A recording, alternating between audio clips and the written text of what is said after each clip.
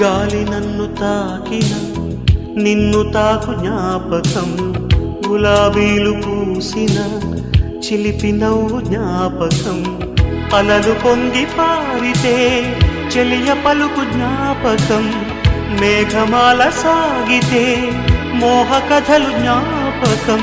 మనసు లేకపోతే మనిషి ఎందుకంట.